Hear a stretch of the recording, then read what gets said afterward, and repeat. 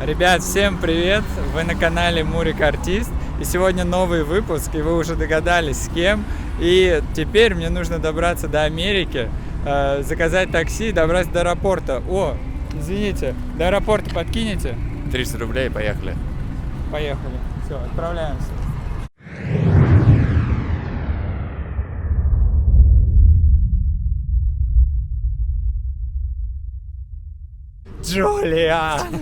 Джулиан Маккей. Продюсер? Вот почему он мой друг. Артисты балета — это реально рок-звезды. Я бы не ходил на балет. Мне выдают диплом, там написано «Гимнастика 3». Так, подожди, алло. Как покорить сердце Джулиана Маккея? Да! Да! А вы точно продюсер? Да, я точно продюсер. Мне было 17. Как-то маловатенько. Что-то не пошло. Как, где дышать? Первая девушка русская. Первая любовь. Ну, возможно. Россия или Америка? Оба. О, Я танцевал все как балетные вещи. Хотелось узнать, что такое балетный мир не в России. вот это интервью крутое, думаю, это у Мурика Артиста сейчас. Джу, как заниматься невыворотно и стать премьером театра? Особенно если нет прыжка. Россия или Америка? Ну, блин.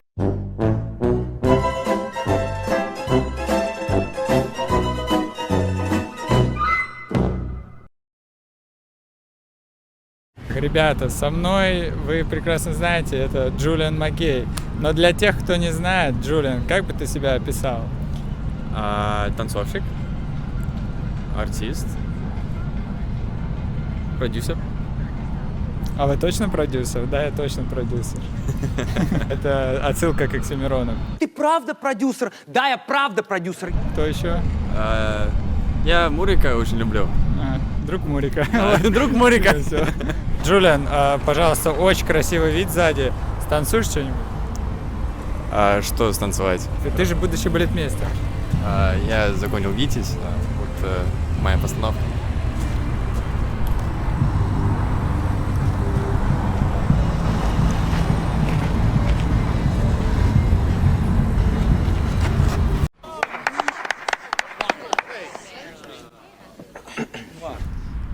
Меня зовут Мурат Ушанов, я лучший танцовщик на свете. Ребят, вот мы переместились на Марсово поле. Сейчас я у Джулиана, своего друга, задам ему интересные вопросы. Не только банальные про балет, которые там всякие, но и всякие такие интересненькие, так скажем. Так что смотрите до конца, ставьте лайки, пишите комментарии.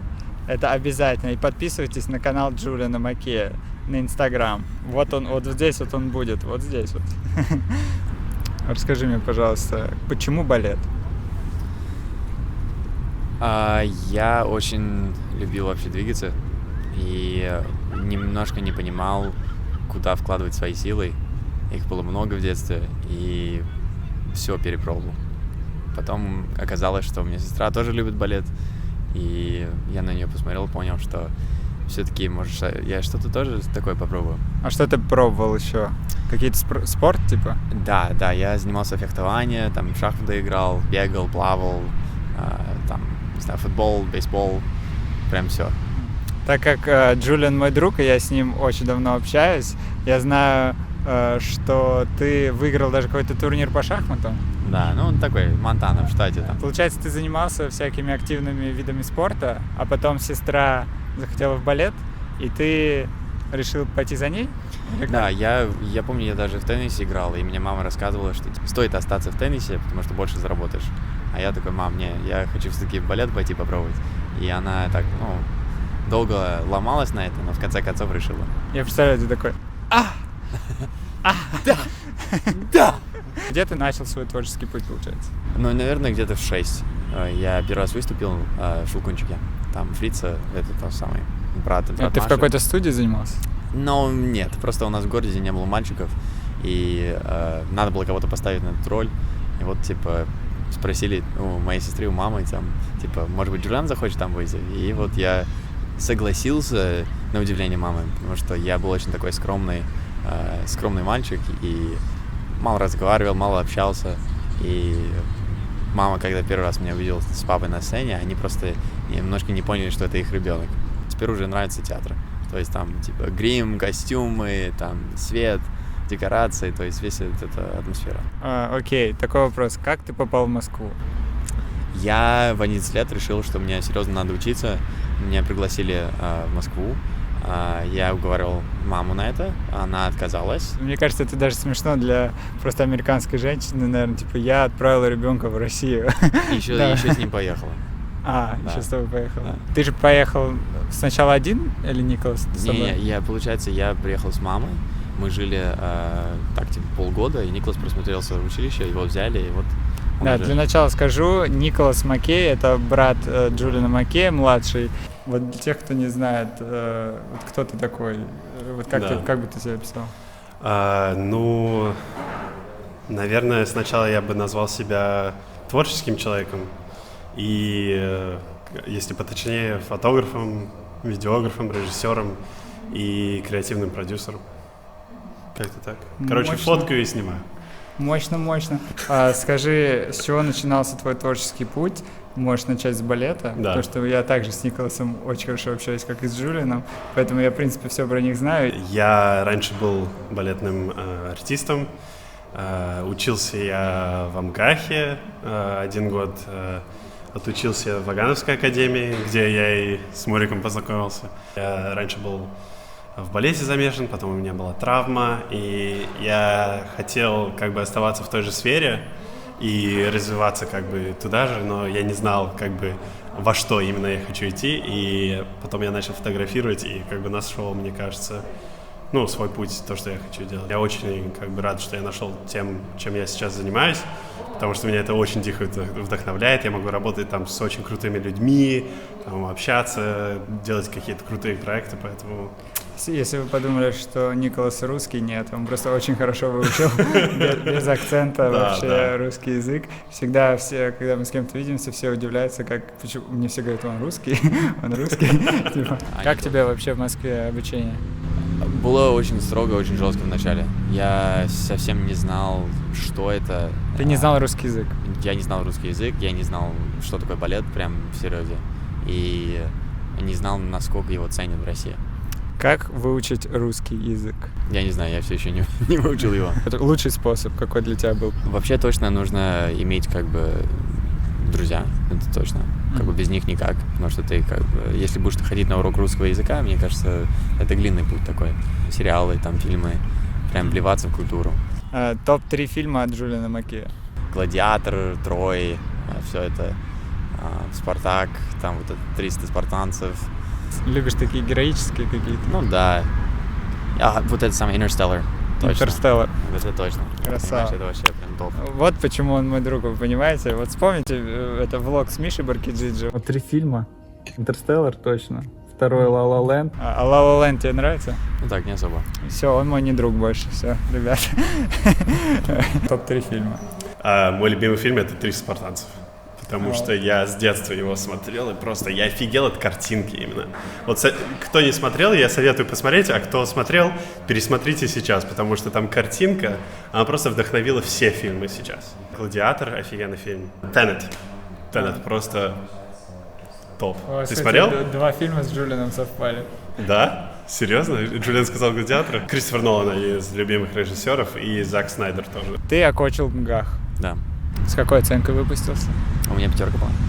По классике? Или по классике. всем предметам? По всем предметам, помимо истории театра. Я не смог его пересдать, потому что не было времени, там педагог уже к этому уволилась вообще из академии. И из-за 1/4 я красный диплом не получил. Знаешь, еще обиднее, что было у меня, например. Мне говорят, Мурат, у тебя почти красный диплом. Я говорю, окей. А потом ко мне подходит, говорит, не, Мурат, у тебя там не получается. Мы посмотрели, не получается. Я такой, ладно, у тебя есть там 3 одна? Я такой, окей. Мне выдают диплом на выпускном, я открываю, там написано гимнастика 3. А чтобы ты понимал, у меня в Питере не было гимнастики, я был в Уфе, а в Уфе у меня 3 не могло быть, потому что у меня преподавала моя бабушка. И типа, чтобы вы понимали, это вообще непонятно, откуда взялась эта 3. Просто. Ой, ну И скажи, прикинь, спасибо бабуле. у меня Да, бабушке надо предъявить. Ты, кстати, за дипломом сейчас приехал, да? Да, я отучился в ГИТИСе 4 года у Гордеева на балетмейстера. Как ты после выпуска попал Михаил... подожди, ты в Royal поехал? Так, подожди, алло, Так, брат. стоп, да. Вообще, в последний год обучения я ездил по всяким там разным конкурсам, собирал медали, выступал. Это важно для артиста ездить на конкурс? Для меня было очень важно, потому что у меня не было особо прям, как сказать, шансов в училище показаться. И поэтому я обязан был найти это для себя, чтобы там, во-первых, набрать опыт, чтобы не так бояться сцены, но тоже, чтобы почувствовать себя уверенным в том, что я найду свое место. Есть такие моменты в жизни, когда ты очень много работаешь и ничего за это не получаешь. И конкурс — это такой способ иногда прям спокойно с педагогом приготовить все, показать, как бы сам понимаешь результат этого, без разницы, там, оценки, там, места, медали, просто чтобы показать и себя, и педагогу, что вот мы как бы так можем работать, может быть такой результат, и вот как бы чего мы добились за это время. Я выиграл Prix de Lausanne. Там есть специальный, то есть scholarship дается. Дали возможность, получается, через Prix de Lausanne выбрать, как бы, куда я хочу поехать. И тоже Prix de Lausanne, там, конечно, весь мир смотрит, и я вообще не знал, что это такое. Не знал, что это останется на YouTube там вечно, до конца жизни. Ну, ты хорошо станцевал там? Ну, мне было 17. Нормально, ничего, прокатит. Посмотрите, ребят, у нас же YouTube, вы можете просто прочитать и посмотреть. Есть 7 мест, которые как бы даются на эти, как сказать, возможности. Я готов уже к работе. Я могу пойти прям в Royal Ballet, потому что там можно было тоже как бы школу поставить, отучиться там пару лет. И я решил все-таки хотя бы попробовать компанию сразу. Сколько ты там работал? Где-то 8 месяцев, чуть меньше даже, 7. Как-то маловатенько, что-то не пошло. Маловато, да. Мне хотелось узнать, что такое балетный мир не в России, потому что я его не знал. И, получается, я поехал в Лондон, поработал, было интересно, потому что там были мои прям идолы, там, типа, Карлса Коста, там, Вадим Мутагиров. И я видел, как там, не знаю, Осипова прыгает вживую. Прям вау. Но заметил, что это не мое место. Вот я уже с Сандером снимал интервью, вот он говорил, что он вообще стоял в Мимансе с копьем. Какое у тебя было положение там? Я танцевал все кардебалетные вещи. Там я и стоял, там тоже такие же партии, как Сандер танцевал. Танцевал тоже какие-то там, ну, более танцевальные, там, типа в Щелкунчике, что-то еще. Ну, все кардебалетное. А не давила тебя эта ситуация? Я немножко начал расслабляться, как бы понимать, что, ну, зачем я так, как бы, стараюсь, там, почему ходить в зал, зачем растягиваться там больше, если я все равно не выступаю и танцую такие партии. И как только я начал это замечать, я понял, что мне надо что-то сделать. Начал там ходить в зале, прыгать, вращаться, там, снимать, в Инстаграм выкладывать, чтобы люди там, не знаю, тоже поддерживали. И уже даже вот искать работу. 8 месяцев спустя, что произошло, что ты решил сменить? Я поехал на просмотр в Будапеште. Знал, что там дает урок Михаил Мессерер. Ну, думал тоже, что в Будапеште очень хороший театр, у них там бесплатный спа тоже входит вообще в... Ради этого стоит ехать. Во всем это. Я просмотрелся, вроде Мессереру понравилось. И получается, ты ушел в Михайловский театр сразу? Ну вот в Будапеште мне предложили контракт, и Мессерер там давал урок, сказал, что давай мы потом с тобой встретимся там в Лондоне и еще поговорим, так что подожди. Я сказал, хорошо. Встретились в Лондоне там спустя неделю, и он мне предложил контракт в Питере здесь, там очень хорошие условия, и сразу сказал, что я буду там Корсар танцевать, это будет примерно здесь. Я не мог не согласиться. Тебя взяли на солиста, получается? На второго солиста, на да. второго солиста. Да. И ты здесь работал 3,5 года? Да, ну да, получается 4 сезона, потому что я вот в конце сезона, когда ушел от Royal Ballet, уже здесь за 2 месяца набрал весь как бы вот этот репертуар, там все партии солиста. Ребят, мы пришли на студию. Сегодня Джулиан с Николасом Макеем, они были в гостях у Татьяны Парфеновой. Она попросила организовать съемку, вот, и мы собрались в этом прекрасном месте. Вот сейчас Джулиан там гримирует потихоньку. И давай сейчас покажем, как этот творческий процесс вообще происходит.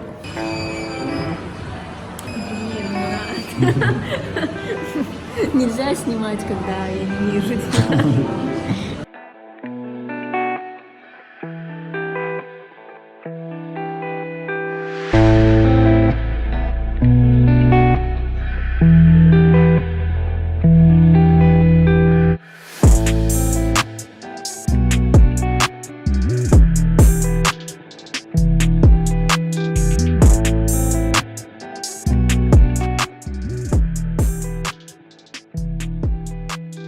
бросил балет, Да. начал сразу заниматься фотографией. Как ты понял, что вообще тебя к этому тянет?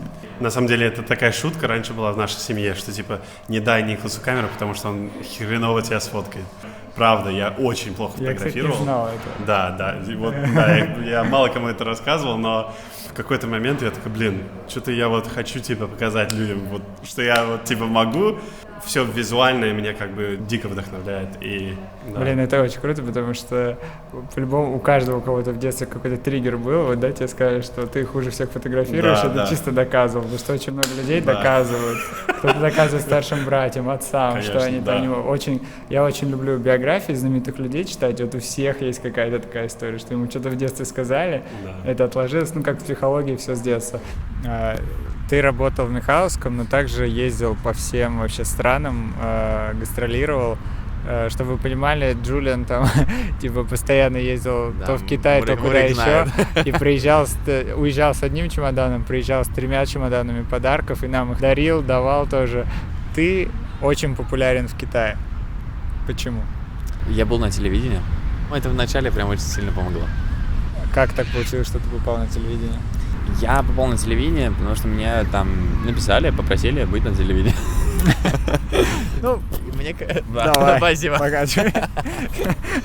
Просто это так странно, что ты типа, ну ты был вроде и так, да, популярным, а вот прям в этой стране прям вообще бум случился, такой взрыв, реально. Я помню, показывал фотографии, которые ему в директе присылают, как в Китае люди, вот у них есть кровать, тумбочка, и вот он лежит, и вот эта фотография Джулиана, и он лежит вот так вот спит, и таких миллион просто. Там Ну, то такие есть даже подушки с моим подушки, лицом, да, конечно. с лицом Джулиана. Как ты думаешь, с чем это вообще связано? Ну, мне кажется, вначале это было из-за того, что я снимался в сериале, вот китайский сериал, показал как раз город здесь, Питер, театр, как я танцую, что я люблю. Перейдем к самому интересному. Расскажи, пожалуйста, чем ты сейчас занимаешься, а именно про свою компанию продюсирования Mackay Productions. Я вообще где-то, получается, уже 2 года имею компанию Mackay Productions с моим братом Николас. Мы снимаем, продюсируем, собираем всякие разные проекты, и в основном это всегда связано с движением, с танцем и с имиджем. Чем ты? С имиджем. С имиджем. Имиджем, да. Всё. Я думаю, с имиджем это что-то какое-то английское слово. Что за акцент, что же, да? Расскажи, как ты пришел к тому, что вообще у вас сейчас компания продюсирования. В детстве я всегда вдохновлялся хип-хоп клипами и вообще концертная вот эта культура вокруг этого, что они делают из людей просто таких типа эпичных персонажей. Мне вот хочется вот передать, что вот артисты балета — это реально рок-звезды, это вот этот образ жизни очень крутой. Тоже различные их интересы какие-то передать через фотографии, как бы их сущность, мне кажется. И я начал компанию продюсирования именно для этого, потому что я смотрел на хип-хоп и вот всю эту движуху и понимал, что в балете вот просто скучно снимают. Вот честно, вот. Да. Ты сам знаешь, вот всякие фотографы, им там по 60 лет на самом деле. И они, ну это не то чтобы плохо, просто я хочу вот по-другому. И мне кажется, мне это удается более молодежно, скажем так. Мы начали тоже в 2020 году делать свои мероприятия. Мы собирали гала на Мальдивах, тоже делали гала в Нью-Йорке и много различных там мероприятий. Какая цель твоей компании? Чего ты собираешься вообще добиться? Ну, я пытаюсь вообще показать молодежи, что балет — это интересно, это круто, и ну, нужно уважать и еще как-то быть задействован в этом. То есть я бы не ходил на балет, я бы не пошел в театр, если у меня там друзья не выступают. Зачем? Мне неинтересно смотреть на кого-то непонятного, который я вообще не знаю и как бы не Ты, узнаю. получается, хочешь балет показать с молодежной точки зрения, не только когда сейчас у нас балет показывается, ну, все такое как бы в старом виде, не знаю, все подожди. как... Вопрос у меня для тебя. Давай. А где балет показывается, вот прям по-современному? Именно показывается. То есть понятно, что ты идешь на выступление, Есть там одно смотришь. место, есть. Где? Канал Мурика Артиста, Ладно. влоги Мариинского театра. Но, к сожалению, их запретили, поэтому теперь нигде. Как-то так. То, что ты делаешь, это очень круто, потому что я тоже в какой-то степени это и пытался сделать, потому что очень многие подписчики тоже писали о том, что мне и моему мужу, который вообще никогда балет в жизни не любил, например, ему стал интересен балет, потому что вы показали вот это все внутрики, Конечно. типа там влоги, Так это артисты, все. они же вообще интересные люди. Это, Да. это не просто вот я сыграл там партию, и вот все, пошел домой. Там столько всего еще. Я вот, например, сегодня выложил фотографию, как перед классикой одна девочка за день рождения проставила торты, шоколадки всякие, и мне пишет: вы что, балетные это кушаете? То есть про балет вообще столько разных стереотипов, всякой фигни вообще, которые не знают, или люди думают, что балет это вообще определенный какой-то народ, но мы же вообще совершенно другие, да? Да. Некоторые мне говорят, лучше нас не открывать на самом деле, а то вообще узнают всякую жесть. Но с другой стороны, много чего классного происходит у нас. Вот я смог что снять за 6 влогов снял, но, к сожалению, вот продолжение не следует. Я бы еще сказал, что никто особо не вкладывается в балет. Вот вообще как индустрия никто не вкладывается. Это благотворительное такое событие, когда вот ты купил билет, поддерживаешь там театры, и вот приходишь и смотришь. Нет такого, что можно его увидеть там, не знаю, на Netflix, в кино. Это редкость. Там есть какие-то такие партии второстепенные. Вот там типа балерина танцует или кино про балет, но это не на таком уровне, как вот, не знаю, голливудские звезды. Ребят, вот советую всем зайти на Instagram OK Productions. Ну, YouTube-канал тоже. YouTube-канал тоже. И есть и Джулиан на Instagram. И посмотрите реально, про какое качество, говорит Джулиан. Там все так нереально круто снято, с крутейшей вообще командой продюсирования. И вот это обязательно посмотрите, потому что вот так надо продвигать балет, а не как у нас это делают сейчас. Мы же исправим это в этой индустрии. Конечно, Мы это конечно, сделаем. обязательно. Да. Так что, ребят, это обязательно. Поддерживайте Макей Productions, поддерживайте мой канал. Возможно, мы сейчас вообще соединимся. Сделаем реально крутые вещи, потому что балет должен быть качественным, балет должен быть интересным, и не только людям, приближенным к искусству, потому что это профессия, это вообще все, это очень интересно, и это могут смотреть абсолютно все. Я думаю, что реально надо выводить балет в массы, потому что многие даже не знают вообще о балете ничего. Конечно. Вот. Джулиан начнет с Америки, я так потихонечку Россию буду подтягивать. Вот. Встретимся где-то посередине. Да, где-то в Европе, Давай. получается. Вот. Какие у вас различия? Вот что есть у Джулиана, что нет у тебя, и что есть у тебя, но нет у него? Мне кажется, различия... Мы очень похожи, на самом деле, во многих вещах. Мама даже иногда нас путает по телефону. Точнее, не иногда, а часто. Но... Как ты сказал, с грустью. Да, нет, просто это смешно. Но на самом деле мы различаемся чуть-чуть, я бы сказал, в менталитете. У меня больше такой практичный, такой более приземленный взгляд на проекты, на мир вообще, на все, мне кажется.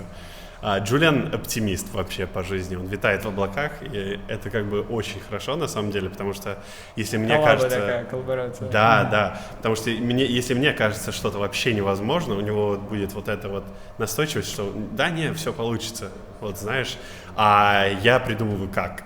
Да. На самом деле. И мы хорошо работаем в этом тандеме, потому что у меня, может быть, не было бы даже вообще такого взгляда, как это сделать. А если он меня туда направит, я могу понять вот именно шагами, как туда идти. Что самое крутое, конечно, у тебя произошло в Питере? Это встреча с вот этим великим человеком. Вот. Человек, который Напросил. постоянно меня исправляет, и я очень люблю. Это единственный человек, который Джулиану постоянно говорит, что все Это плохо. единственный человек, помимо Сивакова там, который я доверяю, сказать мне, когда все настолько плохо, что вот надо перестать. Джу, как заниматься невыворотно и стать премьером театра? Мне кажется, в целом у меня нет такие прям данные, и никогда не были. Просто я постоянно работаю. У меня постоянно есть такое ощущение, что время уходит, и что мне надо больше работать. Вот мы сидим с тобой, и я прям думаю про то, что, если я бы там подкачался, там, не знаю, сделал то, может быть, мое выступление в Нью-Йорке через неделю было бы лучше. Из-за того, что именно ты такие вопросы задаешь. Я тебе мотивацию даю, понимаешь? Спасибо. Это такая, в России это негативная балетная мотивация. То есть у нас все ругают, это значит, Значит, хвалят, любят. значит, Значит, любят, хорошо, да. И как Николай Максимович говорит, типа, кнут — это пряник. Вот. Поэтому, вот видишь, я тебя ругаю, значит, тоже люблю. Вот сейчас смотрит нас, например, какой-нибудь артист, да, будущий или ученик. Он такой работает, идет в зал, растягивается, смотрит, вот это интервью крутое. Думаю, вот у Мурика артиста сейчас с Джулианом, самим Макеем.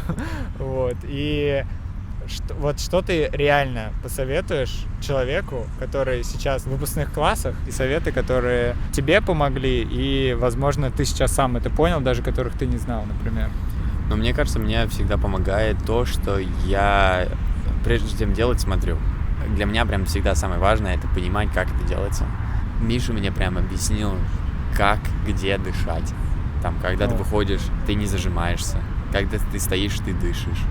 Там такие маленькие вещи, знаешь, вот в ногах. Стоишь там в 6-й позиции, все-таки нужно сгибать нижнюю ногу. Вот, то есть, если зависит там, ты вот сгибаешь нижнюю ногу, а не верхнюю. Потому что если верхняя, это прям кошмар. А нижняя — это хорошо для моих ног. Лайфхаки. Балетные лайфхаки рубрика. Кстати, какие бы ты балетные лайфхаки рассказал сейчас зрителям? Постоянно зашивал резинки. Лайфхак. Найдите человека, который сделает это за тебя. Бросай ноги, когда прыгаешь, обязательно. Маховые движения. Маховые.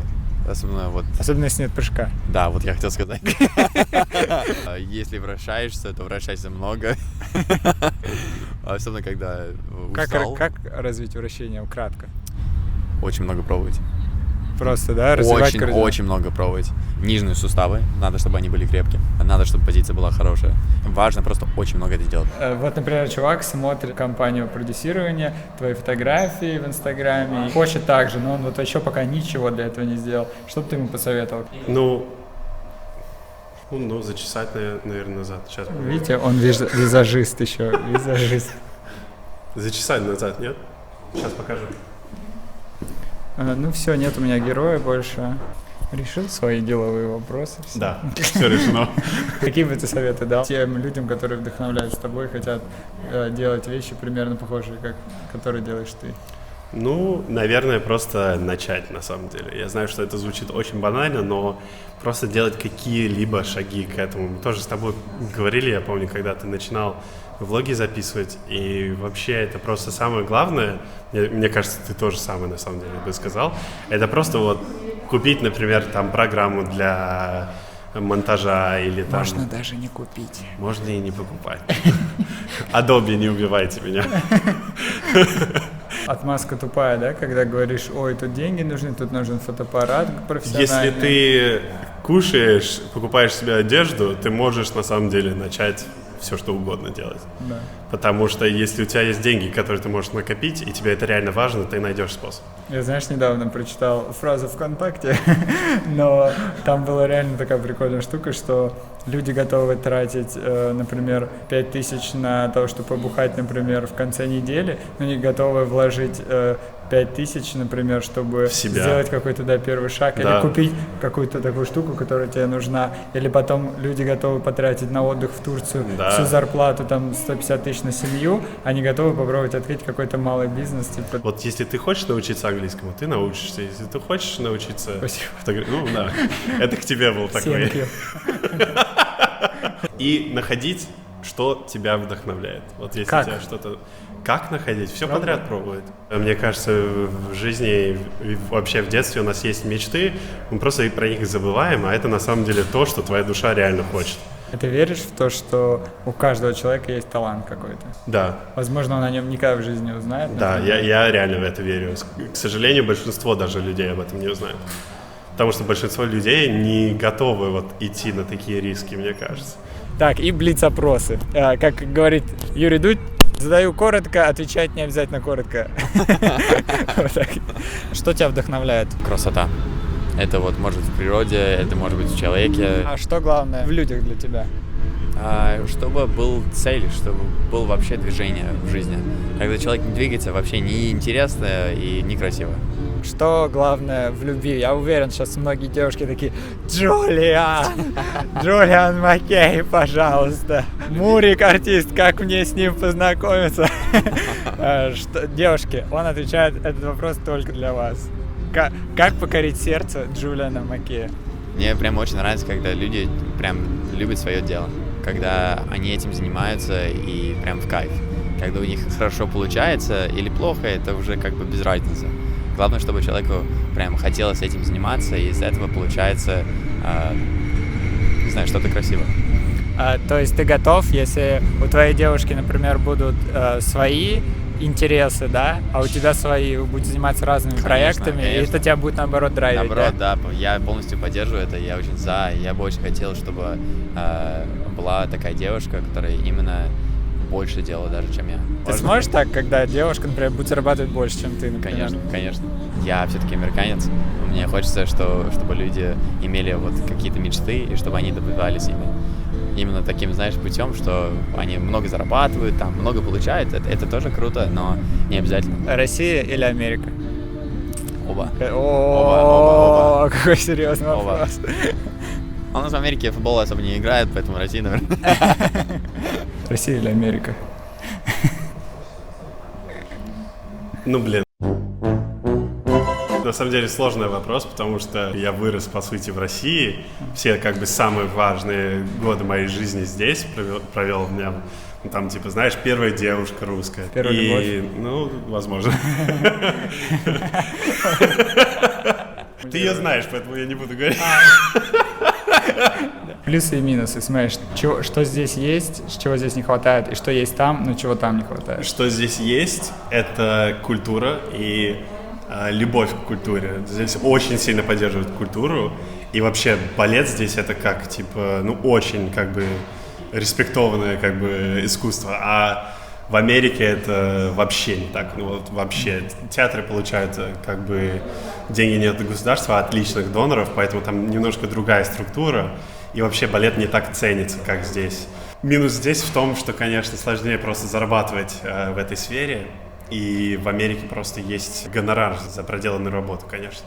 3 совета, которые помогли тебе в жизни. Работай умная, а не много. Боишься — не делай. Делай — не бойся. Отправь всю работу на Николаса. Найди человека, который сделает это лучше, и найми его на работу. Смотри, фейерверк. Ребят, тут просто сзади пошел фейерверк, салют точнее. И это значит, получается, наше интервью подходит к концу. Поэтому, Джулиан, спасибо, что приехал. Спасибо. Ты же приехал ко мне именно. Конечно. Ради этого.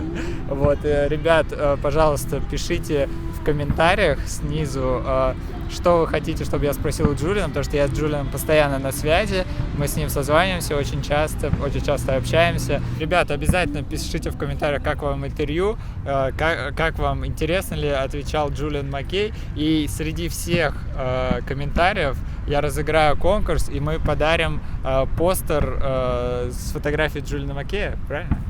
И там Джулиан оставит свой автограф, и я его сегодня заберу и обязательно отправлю вам. Разыграю среди всех комментариев под этим видео. Поэтому, ребят, обязательно, самое главное, подписываемся на канал, ставим лайки, пишем комментарии, ставим колокольчик. Джо, у меня есть, знаешь, кто у меня есть еще на канале? Спонсоры. Да, там можно, вот там кнопочка вот здесь, получается, будет спонсировать. Вау. И получается, если ты нажмешь, ты Пожалуйста, можешь быть... спонсируйте Мурата, он будет очень благодарен. Знаешь, что у меня там 3 уровня? Кардебалет, корифеи и солисты. Подожди, а пример? Премьер добавится следующий. Пример. Нужно пример вот здесь иметь, чтобы я поддерживал. Давай. Вот, когда у меня будет больше 50 спонсоров, я сделаю премьер еще. Хорошо. Вот, только для тебя. И ты будешь мне отправлять дофига денег каждый месяц. Наконец-то. Вот, так что, ребят, отправляйте своим друзьям, балетным, родителям, неважно кому. Балетное искусство должно развиваться. И Джулиан, и я, мы будем это продвигать. И мы сделаем балет очень интересным, очень крутым, насыщенным, и вы будете всю жизнь это смотреть, наслаждаться и кайфовать, да? Да. Все, Джо. Давай. Люблю, братан. Давай. Блин, классно, мне кажется, вообще Вообще круто. Сейчас так смотрим, не снимал.